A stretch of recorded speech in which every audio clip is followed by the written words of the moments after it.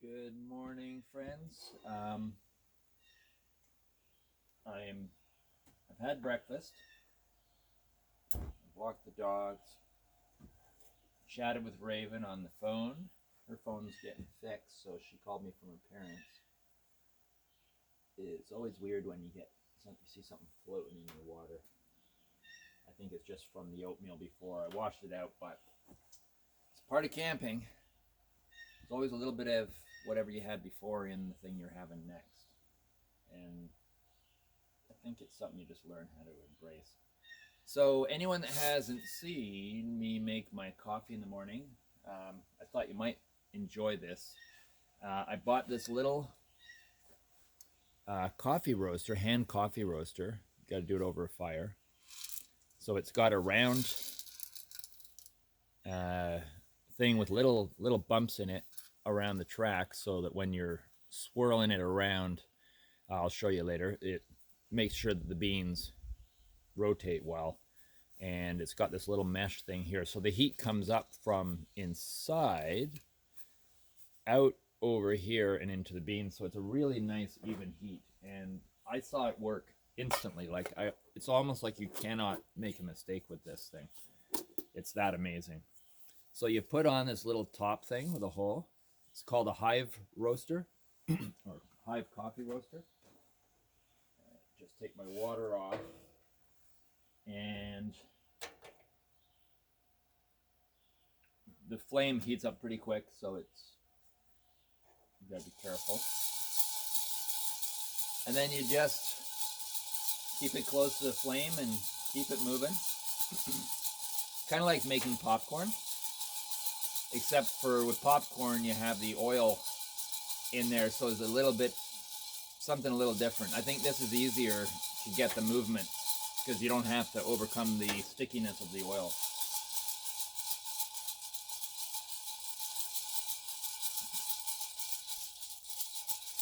So yesterday, little update. Yesterday, called my well guy, the well digging guy.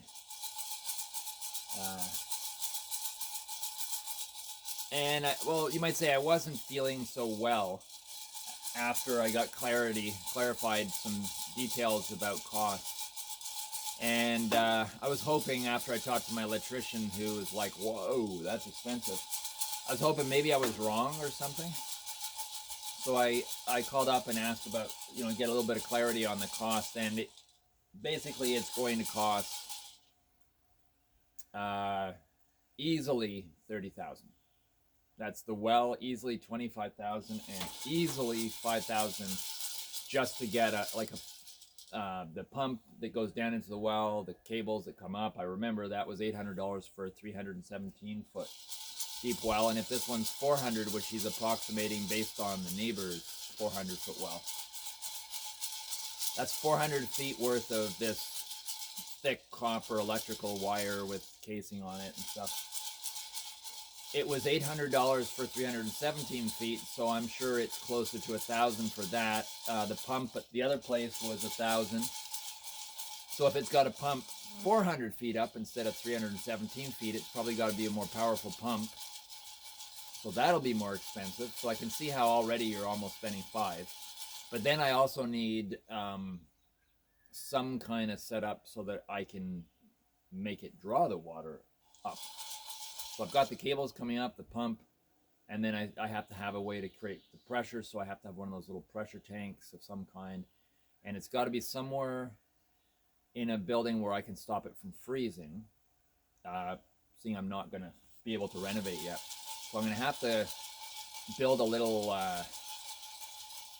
space for this stuff inside here where it won't go below a certain temperature. I guess below freezing or below 30, or I don't know yet. So I'm definitely going to have to postpone that well and just really, really hope that for a moment it seemed really dark. Why does it seem dark here? Maybe it's my eyes. Maybe it's the sun. It's probably the sun glaring. Sorry guys, I am not a camera expert, and the sun does change over time. Hope it looks good on your end. I wish you could smell this. This is, I would say, the best part in a lot of ways of roasting your own coffee, or the best argument for it is, I mean, you like the smell of coffee in the morning. Well, the smell of coffee roasting, unparalleled anywhere. Even if you did it wrong, it's still, at least you got a good smell. So, got this lovely smell. I love the fact that green coffee beans, if you keep them in a good, dry, cool place, dark place, whatever, they can last for a year. Roasted coffee beans, in the best of situations, can last for a month. And then ground coffee, ground roasted coffee, even less.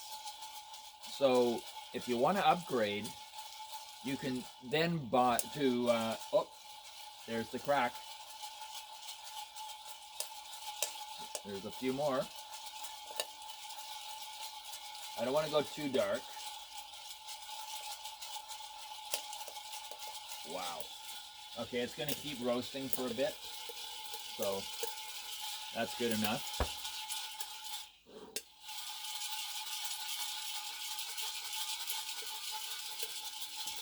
Now, something I got to get some kind of better setup for is pulling this off of here, although I think I can just, maybe this is the way to do it.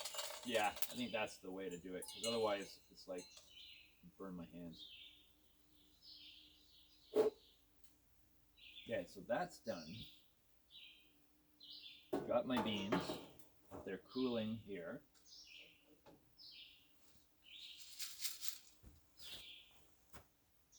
Absolutely wonderful. If only you could smell this. Then you get rid of your... Now I'm blowing on it because I'm the only one drinking this. I think you'd have some little puffer thing, like for camera cleaning and stuff, or that you could create a little breeze and blow all the little chaff away.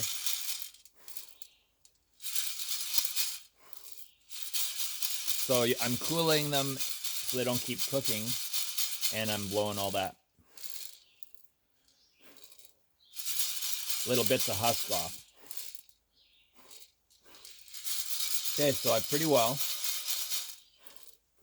got my lovely, oh yeah, these are red honey Costa Rican coffee beans.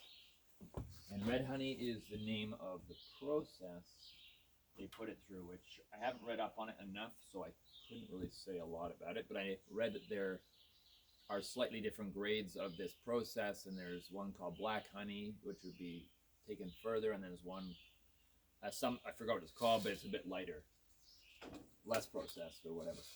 But it has a slight sweetness.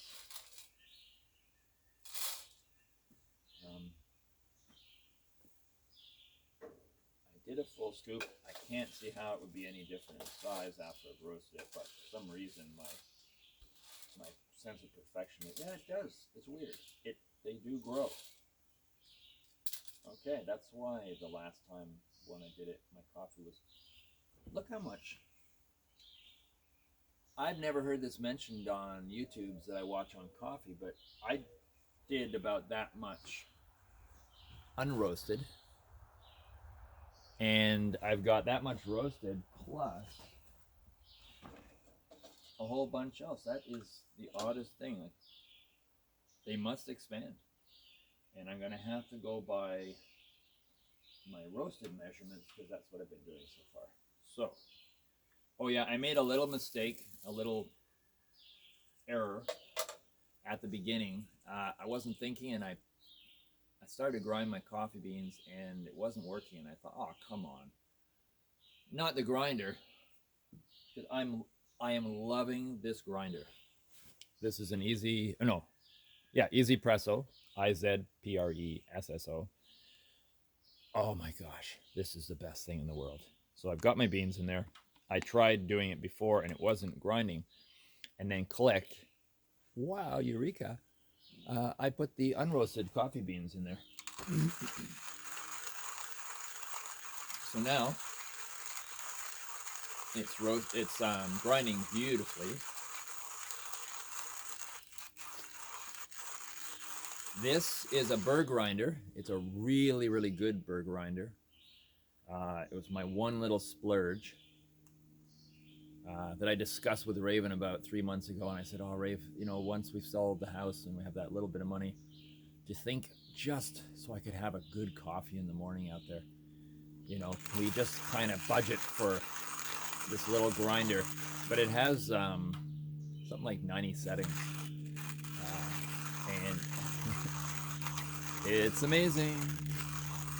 And it's less fiddly than some electric thing, even if you're at home. So I would have it even when I've got electricity and stuff. So enough of that. Take my little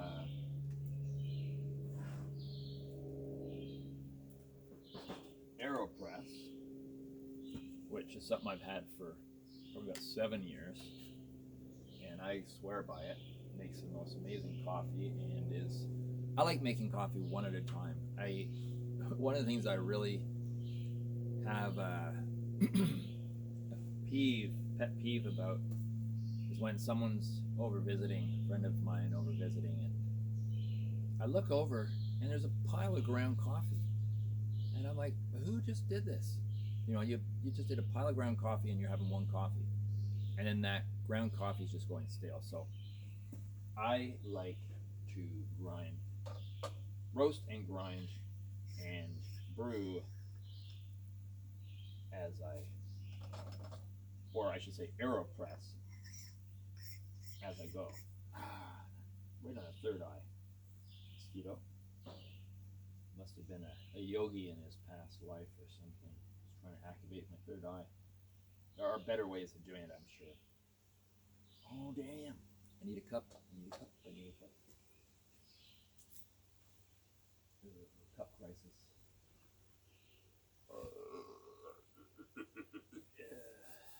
Oh, boy. Hold on. Give me 3 seconds. I know exactly where one is.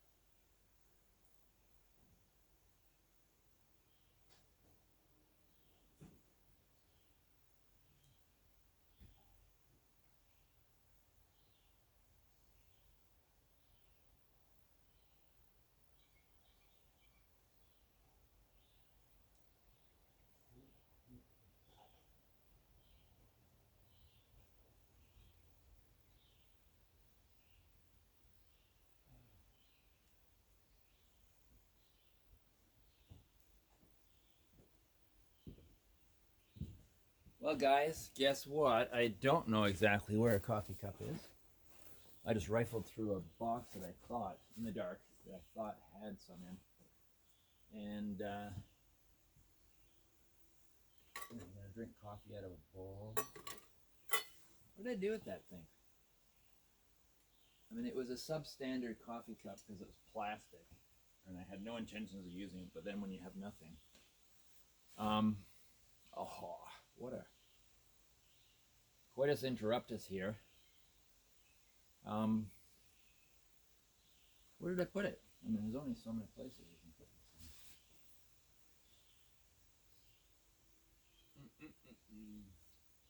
Well, anyways, I'll have to figure out what I'm going to do. Oh, I know what I could do. I guess I could have coffee out of a jar. Here we go. Make do with what you got. Gotta warm this jar up a bit. Maybe I'll warm my water up a bit. Okay. So I warm up my cup because I put cream in it. If I had the time and energy, I would warm up my cream as well. I do that at home. But one thing I really do, of course it's not. I know what I'll do. Warm it up in here is the little rubber thingy-majigger there. And then I put my, dump out that. My, it doesn't quite fit. It's too narrow. Okay, guys, help me out on this one.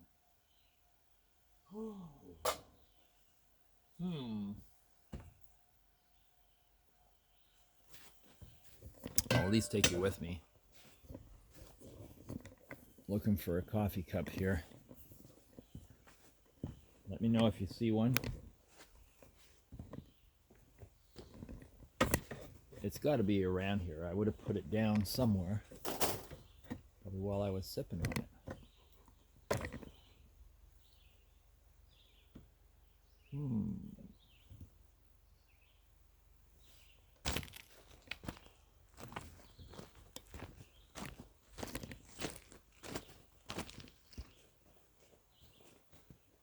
I think today, if I do go out to, I'm just thinking of going out to get, go to a greenhouse, Gerber's greenhouse, and get plants after Terry comes and delivers his soil.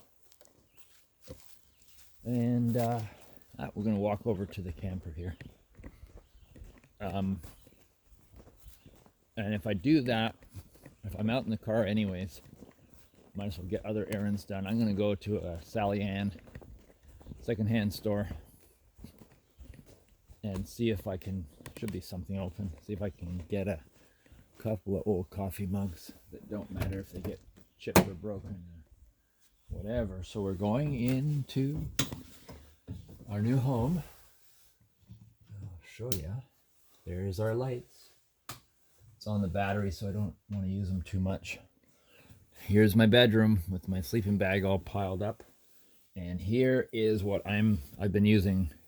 It's sort of a Starbucks iced coffee thing, but it's been working quite well. One nice thing is it's got the thermal double casing, so it keeps the coffee nice and hot. Now, I should show you as we go over here, how do I keep my phone charged? Believe it or not, see that little thing on the wood pile?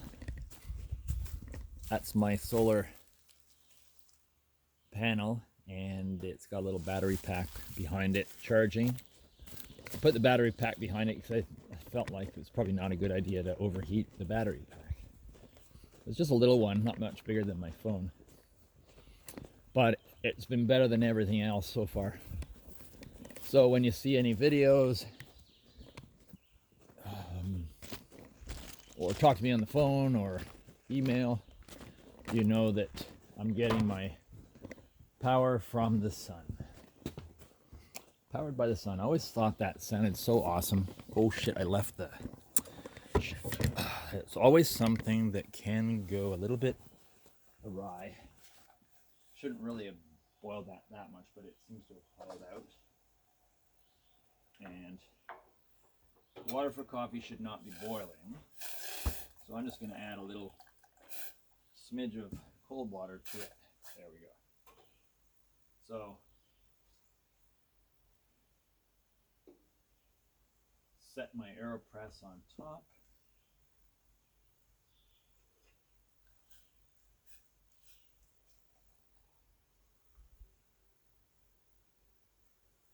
Pour my water.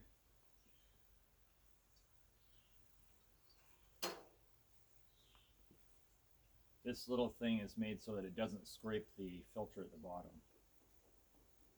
There's little disc filters. I don't think I showed that. But I will show you them. You get them in a little pack like this, and they're just little, look like you're in the Catholic Church getting the host, you know, and do the little sacred thing.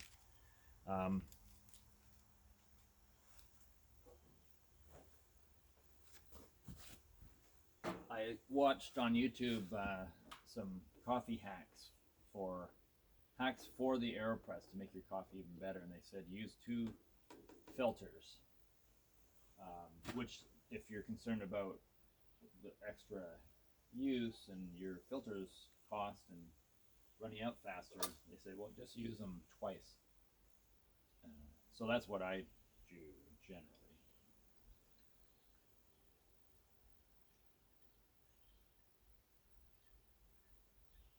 You don't want to do it too quick, but at the same time, you don't want to leave it in there too long or it'll get a bit bitter. So you can push. I discovered a little thing yesterday, and I think it's perfect. I found the weight of an average head, if you put your head on your chin on your hand and then just relax, no pushing, it just goes at a nice pace. So that's what I do now. It's my own little trick. I haven't seen anyone else do it, so I'm claiming it as a nomad coffee hack for AeroPress. How's that? It's a little harder talking, but you get the gist of it.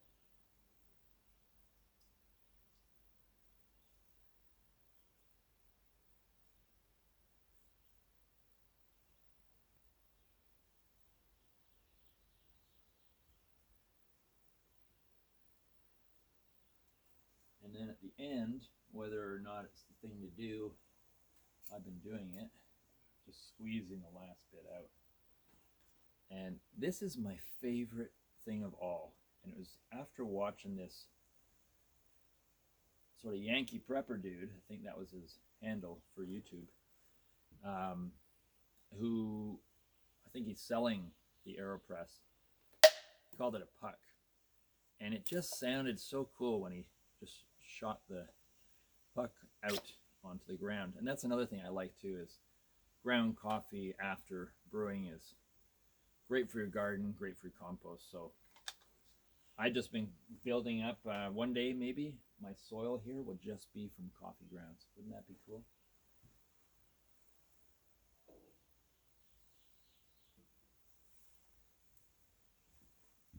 So I have my lovely smelling coffee. I have my 35% organic whipping cream from Organic Meadows. The only thing with, as everyone probably knows, even more so with cream, if you get organic with no extra little bits in it, the thing is it goes off quite quick, which is, I guess, why they put all the weird preservatives in things initially. But then things start to become poisonous to your system just in the name of making it last longer in your fridge or on the shelf. So it's everyone's choice, personal choice. I have times where I just don't want to get that poly something number 8 in my cream or milk, because that one I looked it up and it is 100% carcinogenic. So why push the wrong buttons on your system when you don't need to, just for the sake of convenience? And just keep seeing that my head gets cut off at a certain distance. So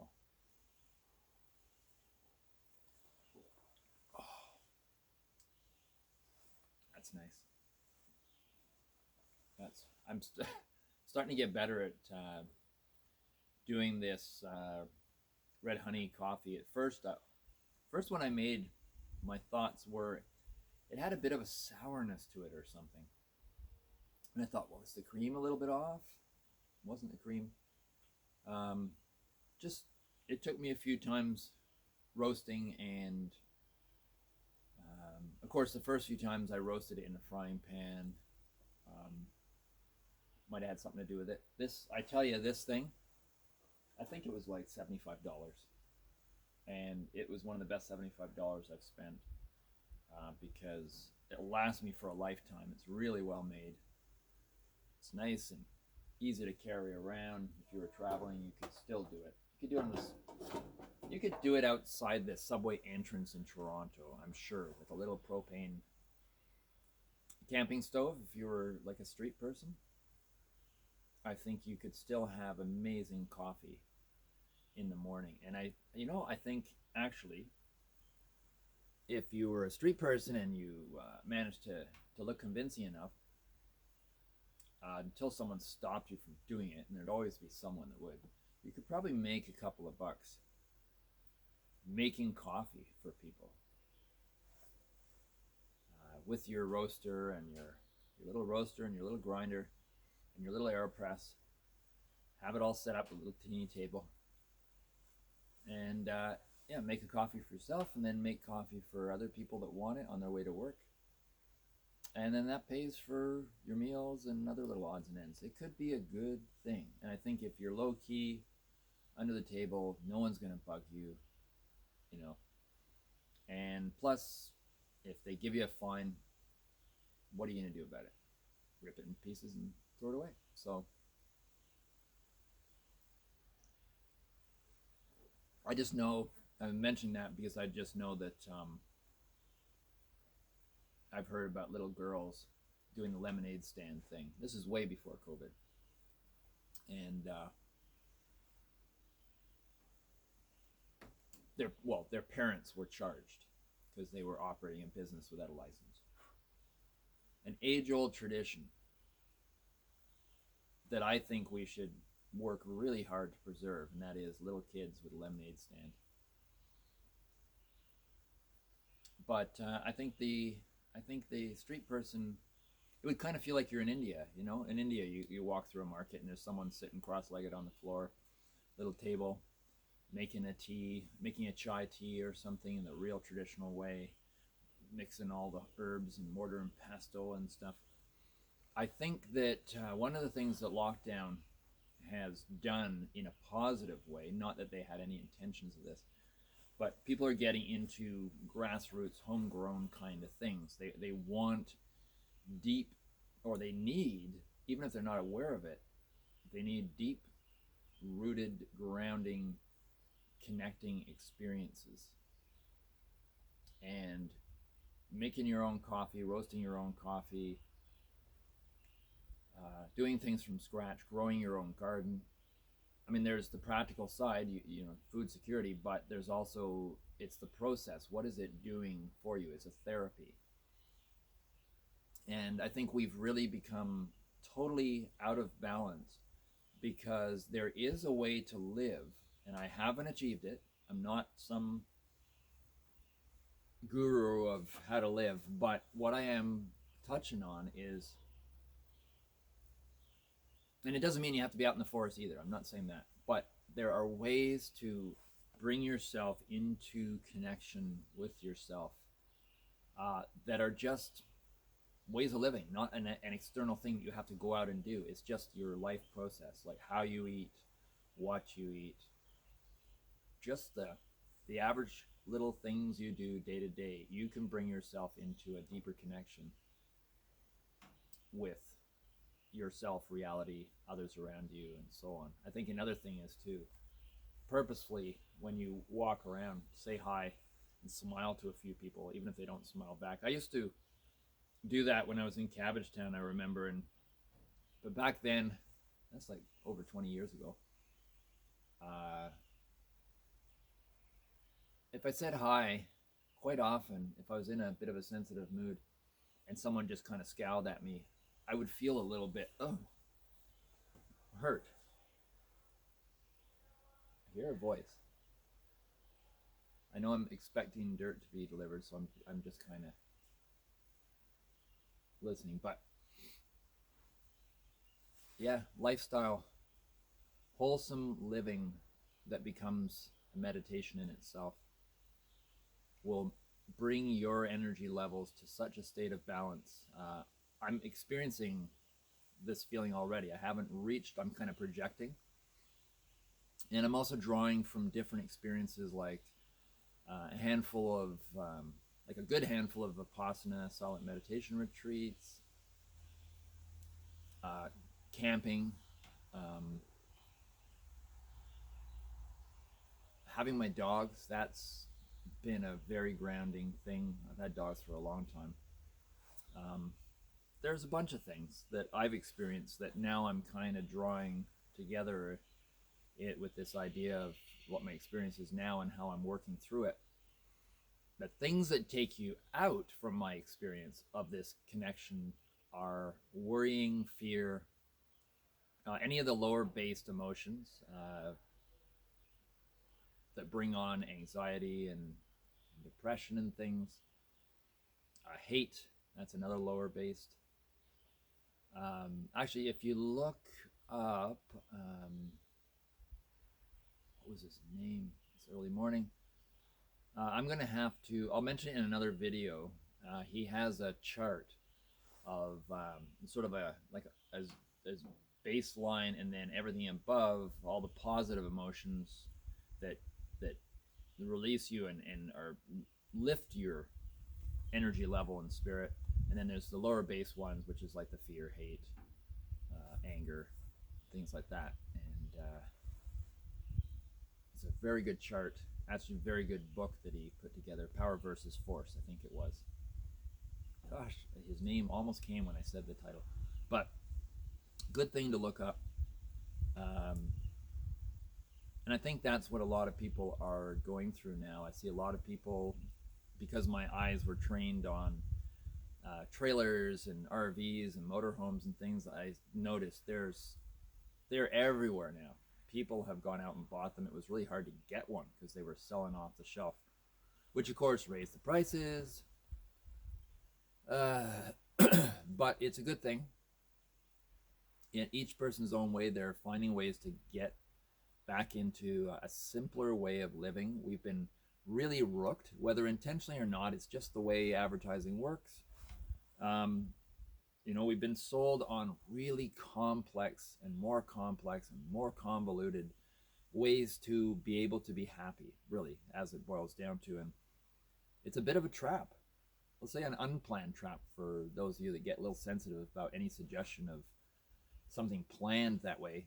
And I'm not saying that. I'm just saying whatever it is, it's a trap. And we've been spiraling into that for quite a while now. I've got a cell phone. I use the camera. It's probably one of the best of the trapping things just because of what you can achieve with it. But the more you depend on it, and I'm already there, I can't really live without it. But I don't want to just keep going down that spiraling tunnel. I've always avoided computer video games. I never did like them. And I mean, I could get drawn into them. Don't get me wrong. But I just feel like, why? Why go down there? I've gone to friends' homes where they're older teenage kids, like many places in this situation. It's not one person. But I've gone to friends' homes and their teenagers I see the back of their head in a dark basement area while it's beautiful weather outside and there's wilderness and trails and everything to do. And it's like you'll see these kids or the teenagers. You just see the back of their head and get headphones on, and hear them swear once in a while when they get killed or something, or they kill someone else. And I just go, I don't know. Doesn't resonate for me. I'd rather be out in the real stuff. And I do see that as a trap. It's going in that direction, and then you get, say, Elon Musk, who comes up with, hey, get your Neuralink. It's a simple little operation. It's as easy as LASIK eye surgery. We just have to drill a hole in your skull, put in a plug, and insert some super microscopic fibers into your brain stem. Don't worry, it ain't gonna be a problem. We know all about what we're doing. Oh, do you? Their proof of their way of convincing you that you should trust them is, number one, saying that it's going to be quite inexpensive. You're going to have access to 1 trillion cool things you can plug into yourself. You can operate your phone and TV and things with just thinking.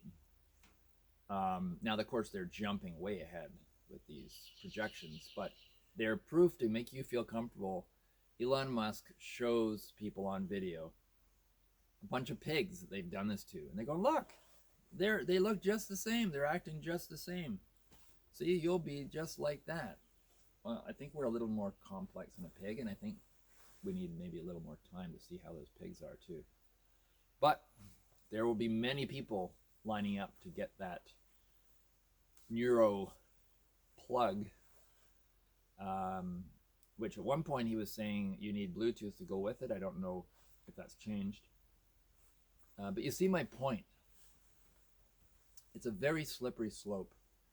And once you're all wired into all this, oh, there's a little robin in the grass. Once you're all wired up into this, how vulnerable are you? I mean, my phone crashes. My phone goes through some weird overload. I have to take it in somewhere. What happens if I'm wired up for all this stuff and my brain fucking crashes? What if, well, you know how we get ads on our phone, on Facebook, on wherever, whatever we're doing, ads come up and you go, holy shit, how did they know that I'm interested in that?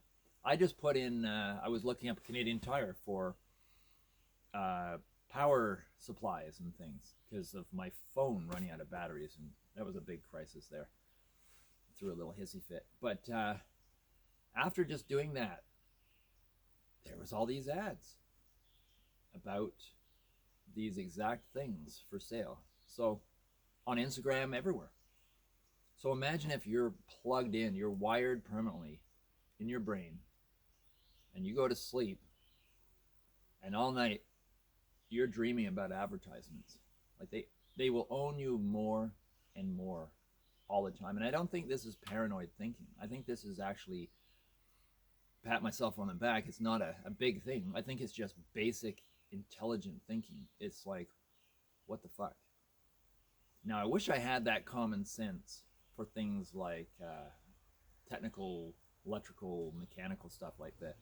Trailer with all of its gizmos and gears and things, I need a little bit of familiarizing with that because I don't want to screw anything up. I don't want to drain a battery. I don't want to plug something in wrong and it fries something. I think that's a bit of sensibility there, but there is also a bit of fear. I do have a bit of a technological phobia.